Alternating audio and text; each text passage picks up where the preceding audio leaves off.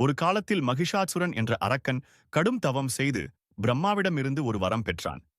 ஆண், பெண், தெய்வம், மனிதன் எவராலும் எனக்கு மரணம் வரக்கூடாது என்று வரம் பெற்றதும் அவனுக்குள் அகந்தை பெருகியது. அந்த அகந்தையால் தேவர்களை துன்புறுத்தினான், யாகங்களை அழித்தான், தர்மத்தை நசுக்கினான்.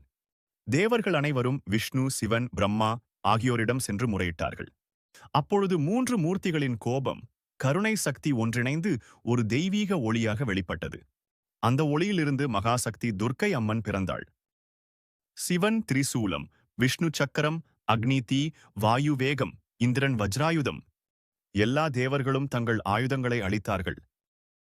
அதனால்தான் துர்க்கை அஷ்டபுஜங்களுடன் சிங்க வாகனத்தில் மகாசக்தியாக தோன்றினாள். மகிஷாசுரன் மான், யானை, பாம்பு என பல வடிவங்கள் எடுத்து போரிட்டான். ஆனால் துர்க்கையின் கண்களில் அசைக்க முடியாத தைரியம், அவள் கையில் தர்மத்தின் ஆயுதங்கள். இறுதியில் துர்க்கை அம்மன் திரிசூலத்தால் மகிஷாசுரனை வதைத்தாள்.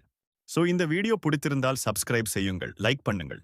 துர்க்கை அம்மன் என்பவள் வெறும் போர் தெய்வம் அல்ல, அதர்மத்தை அழிக்கும் சக்தி. அதனால்தான் மக்கள் சொல்கிறார்கள், துன்பம் வந்தால் துர்க்கை, தைரியம் வேண்டுமென்றால் துர்க்கை.